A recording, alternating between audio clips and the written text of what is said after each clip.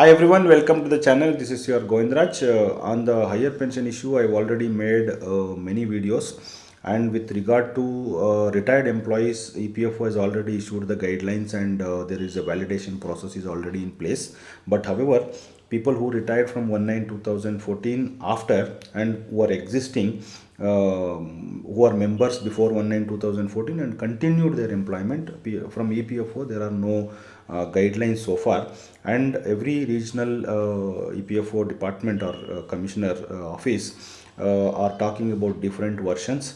Whereas if you look at the Supreme Court judgment dated 4th November 2022, especially 44.4, is very clear that the people who are eligible for higher pension, people who are retired after 1/9/2014 and who continued their employment after 1/9/2014, who were members before 1/9/2014 and eligible for higher pension, they should be given another chance of exercising the option within 4 months. So let's read that condition as well, what is there in the Supreme Court judgment, especially paragraph 44.4. It talks about for second paragraph. Since there was an uncertainty as regards to validity of the post amendment scheme, which was quashed by the aforesaid judgment of the three high courts, thus all the employees who did not exercise option but were entitled to do so but could not due to the interpretation on cutoff date by the authorities ought to be given a further chance to exercise their option, and time to exercise option under paragraph 11.4 of the scheme under these circumstances shall stand extended by a further period of 4 months. So we are giving this direction in exercise of our jurisdiction under article 142 of the Constitution of India. So as per this, if you go as per the date of judgment, the last date for expiry of this 4 month chance is 3rd March 2023. However, I have been given to understand that the EPFO is telling that there is a 4 months time for us to implement this judgment, and we are working on it. We have not given the guidelines, but suppose if the EPFO doesn't come up with any guidelines and you do not do anything before 3rd March 2023, then you and your employees may lose the opportunity, because even after one date, after 3rd March 2023, you are going and exercising this option if you are eligible, then the EPFO may tell you that as per as the Supreme Court judgment is concerned, 3rd March is the deadline, so therefore you are not eligible for higher pension option. So therefore, even if the EPFO is going to reject your claim, our advice is, if you are eligible, please go ahead and file your higher pension option in your own format. In the previous videos also, I have talked about this information, and talked about the judgment and talked about the details, how on what grounds they are going to reject all those things. However, if you are watching this video as an employer and from the HR department of point of view or management point of view, it is your obligation, that your responsibility, that you should educate your employees and tell about the challenges you have, and if you openly tell them and take their options in your own format, then you can actually make an application. And tomorrow, even if the EPFO rejects your claim, and I am sure if they reject, this is going to be another set of litigation in the future. And once the litigation goes on, suppose based on the legal setup today or legal stand today, if that is win by the employees or the employers who file the case, if at all you do not file an option before 3rd March 2023 in favor of a judgment, if employees get it, you will not be able to take the chance, or you will not be able to get the benefit. So therefore, our advice is that though EPFO has not come back, and I have already talked about the Madras High Court judgment in one of the video, where it clearly said that you should not wait for EPFO to give you guidelines, because the 4 months time will expire. So therefore, you should not depend, or you should not believe the version of the EPFO. You should go ahead and file the claim. So therefore, as I said, as an employer, it is your responsibility to make sure that you educate your employees and take the options if they are eligible, and give them open information and file it. Even if the EPFO rejects it, no problem, we will take a chance. So therefore, in this video, I am going to tell you few things which probably will help you in educating this information. See, what is the objective is, you have to give them a proper information and tell them pros and cons, and then take the forms in your own format. And as I know, there are formats are available, or you can make your own formats available. As I said in the previous video, Shri SK Gupta has already made certain formats, and recently the KEA, Karnataka Employers Association, has made detailed circular and formats which you can use it. And I have also made certain formats and circulars so that you can issue it to your employees, and then take the option. In case you would like to talk to me, definitely you can be in touch with me for this information. And in this video, I am going to give you certain information where this video can be played to your employees and also the management staff, so that they are aware of this intricacies of this higher pension option, and then they will be able to understand the matter clearly, and they are very clear that about the status. Now, what I'm going to tell you in this video is, we will briefly talk about EPFO scheme. We will take certain example how the EPFO scheme will work, and how who are eligible for higher pension option, and how the higher pension works out, what is the benefit, and also we will talk about what are the challenges if you have, and how on what grounds the EPFO can reject your claim, and how to exercise this option. All these things in another 10 to 15 minutes we will try to understand. Though this video is little longer, but if at all you want to help your employees, this is important that you educate them properly. Now let's get into these chapters.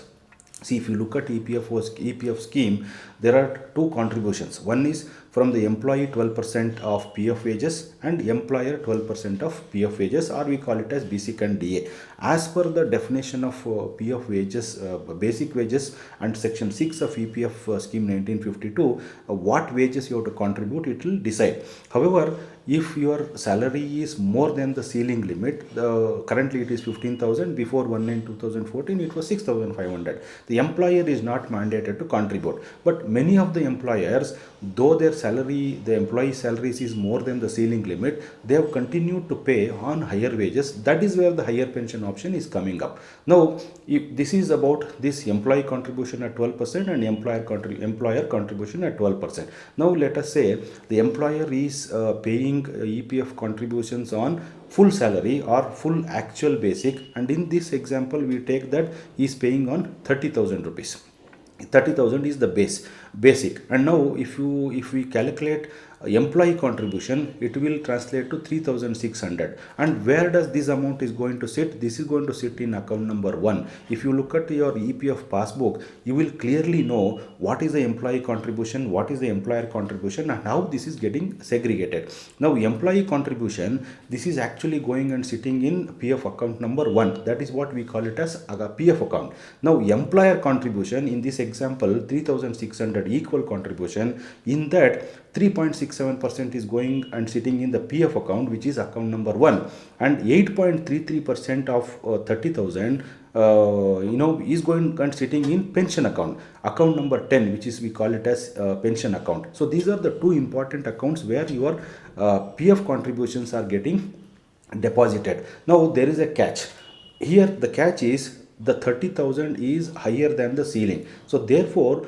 currently what is being done is, to the EPS account, the contribution is going only on the ceiling wages. Currently the ceiling is 15,000. On 15,000, if you calculate 8.33%, this is going, and the 1,250 rupees is going and sitting in your pension account, whereas the rest 2,350 rupees is going and sitting in account number 1. So this is what is happening, because the entire actual salary 8.33% is not going and sitting, because there is a ceiling amount for the PF wages. And even in the EPFO website or the EPFO employer portal, it will not allow you to contribute on the actual wages from the beginning itself, because the fighting has started from 2014. Before itself, the EPFO has not made any provision to pay EPS contribution on higher wages. This is important procedural or infrastructure problem also we have. This you have to understand. Now, having given this breakup for you, now what is the eligibility if at all you are becoming eligible for higher pension? See, first thing you should know is you should have been a member of Provident Fund before 1/9/2014. This is the first condition. Anybody who becomes a member after 1/9/2014, fresh member, and his basic wages or PF wages is more than 15,000 rupees, then he is not at all coming under the EPS pension bracket itself. So they will be excluded from the EPS scheme. Though they can become a PF member, they will not be able to become the EPS member because their salary is more than the ceiling limit. This is the first condition you should know. Member should be before, employee should be a member before 1/9/2014. This is the first condition. And even after 1/9/2014, if somebody has retired, no problem, they are still able to exercise the option. Now, how about the PF contribution? So this is not on the EPS contribution. EPS contribution, I have already told you, this is restricted for 8.33% on the ceiling wages. But on entire salary, you are contributing PF contribution and actual salary, which is actual basic.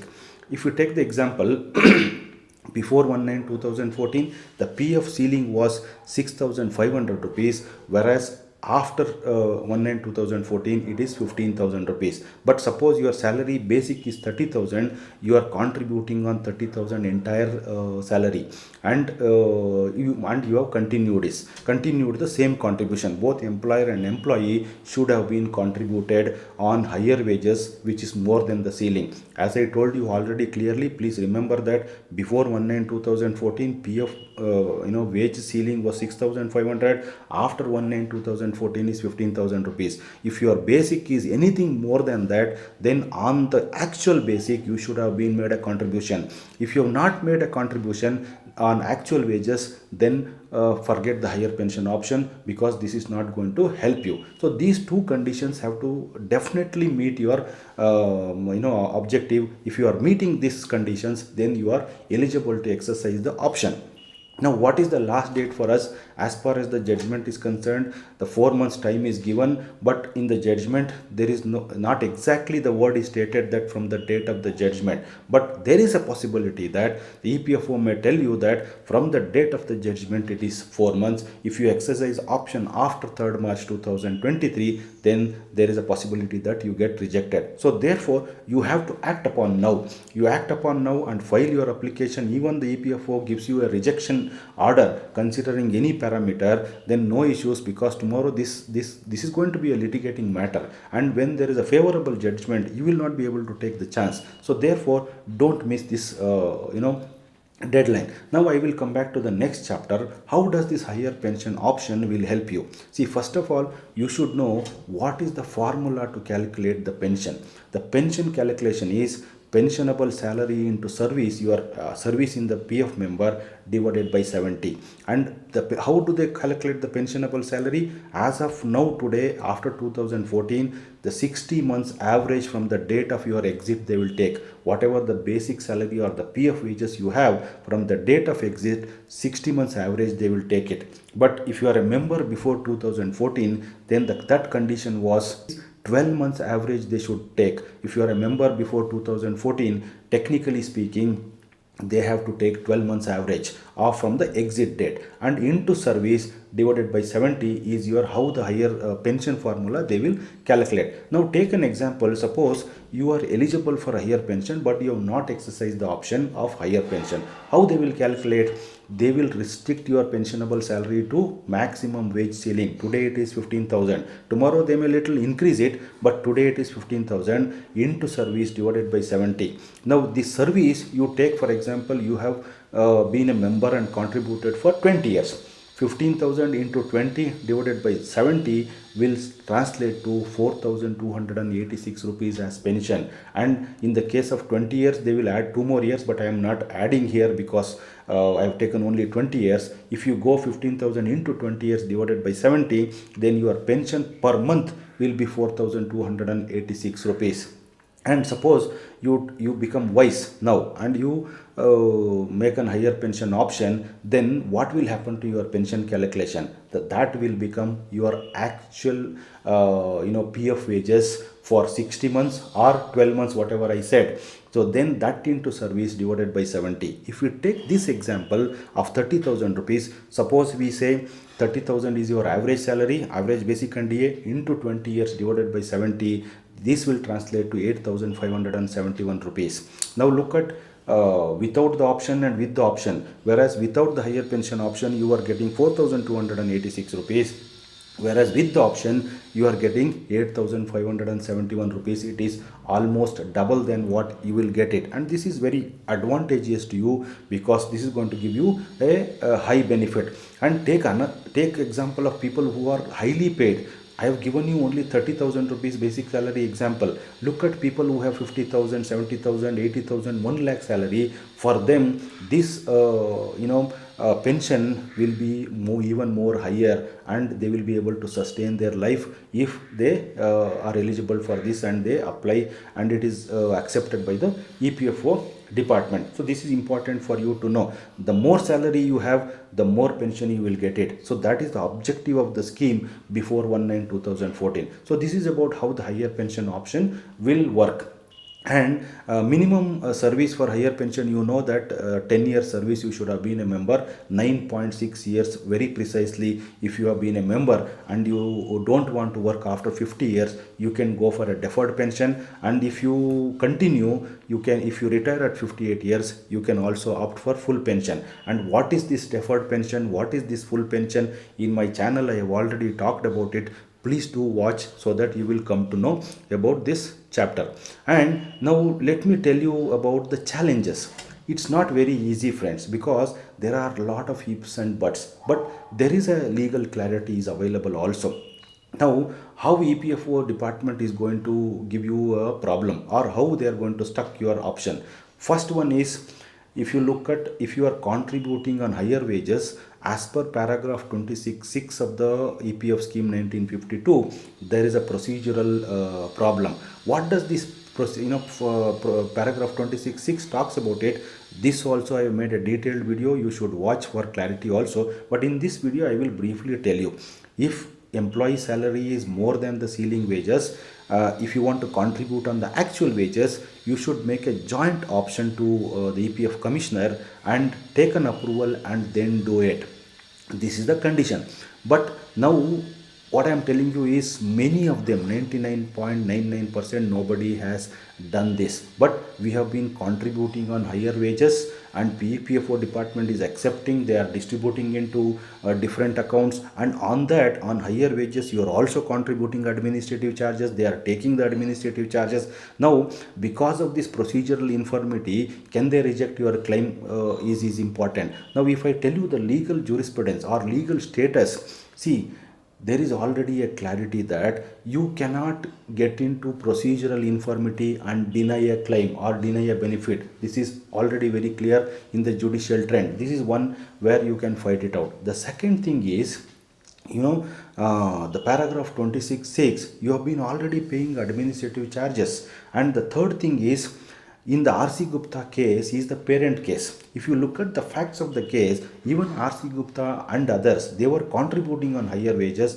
but there was never a joint declaration under paragraph 26(6). So this amounts to deemed exercise of the option. Tomorrow EPFO cannot take this technical difficulty and deny your claim. Even if they deny now, people will go to the court and there will be a set of litigations, and based on this judicial trend, the court is going to decide. And if you don't exercise your option before 3rd March 2023, you will not be able to take the benefit of the favorable judgment. If at all litigation happens and there is a judgment, you will not be able to take it out. So this is one important parameter you should be aware. Now, the second thing is adjustment from account number 1 to 10. I have already told you that EPS contribution under account number 10 is only 8.33% of your ceiling wages, which is currently 15,000, and before 1/9/2014 it was 6,500. Now, since you have made only on the ceiling wages, as per the scheme before 1/9/2014, you should make an actual contribution 8.33% on the actual wages. Now let's see, in this example, if you take 30,000 salary, on that if you make 8.33%, this will translate to 2,500 rupees, and this is not gone to account number 10. Only the amount is 1,250 only has gone. Now this amount has to go to account number 10.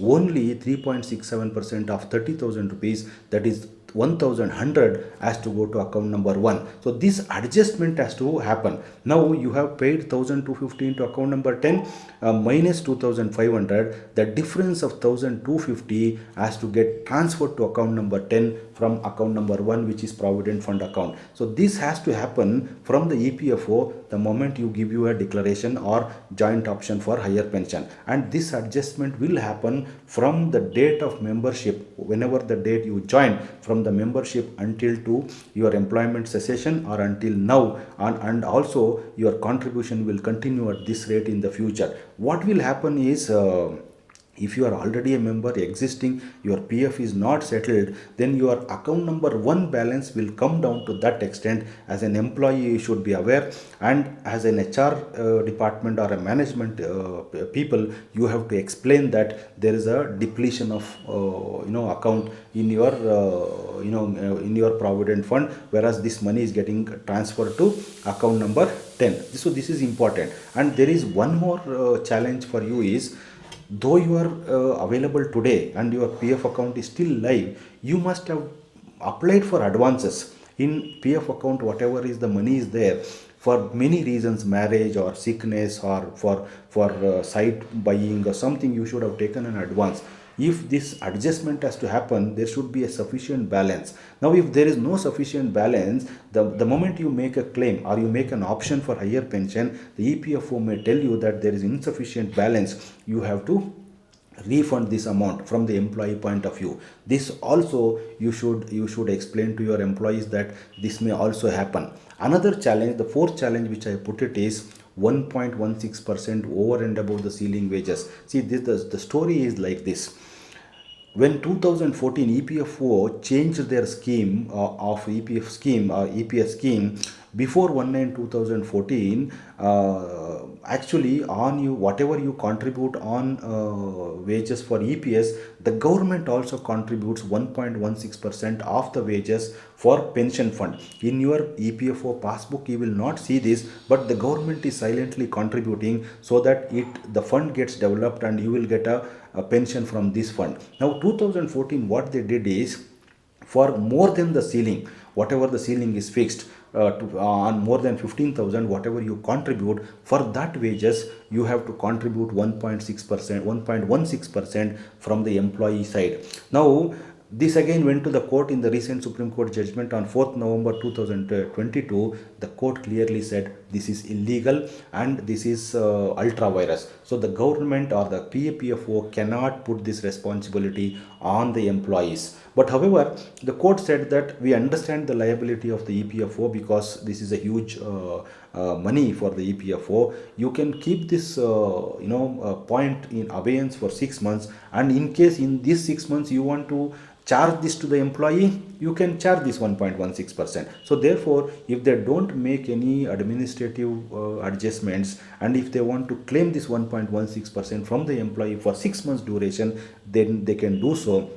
This will become an additional money from the employee point of view. This also you should explain to the employees so that they are aware of these intricacies and challenges of it. And if the EPFO is going to deny your higher pension, you should also tell them on what grounds they will deny your higher pension option and what is the future. See, the future may be anything, whether it is positive or negative, but there is a chance for you to get a higher pension. And if you don't exercise the option, if you don't do anything before 3rd March 2023, you will not be able to take the chance in the future. So what I tried to explain you is the entire intricacies of this higher pension option, and I am sure you will be able to grasp these points and explain to your employees and the HR staff. And then in case you have any doubts, you are always free to talk to me. I will give you my WhatsApp number in the video, but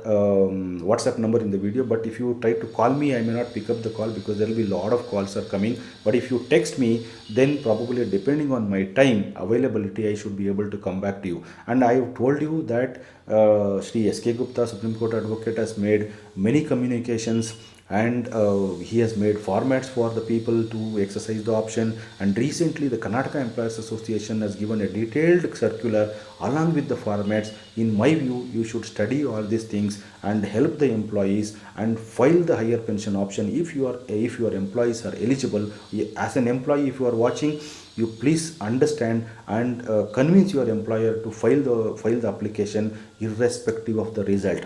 So we will see the result later, but important is you have to exercise the option. So if you don't exercise the option, then probably if EPFO comes with that 3rd March is over, the 4 months window is over, you are not eligible, you will not be able to do anything. So therefore friends, I have given you a lot of information in this video, and only if EPFO comes with new circular, then you can, if they give you any procedure, definitely you can comply that. But if they don't give you any circular, and if they delay it and try to minimize the impact on the fund, then the loser is the employees and the employers. So therefore my advice for all of you is, please do take this chance and opt for it if you are eligible. So friends, therefore until now I have told you everything. Thank you very much for watching this video. It's little longer, but don't watch only if you watch until the full, and if you are eligible, please do exercise the option. Thank you very much for watching my video, and see you soon in the next video, friends.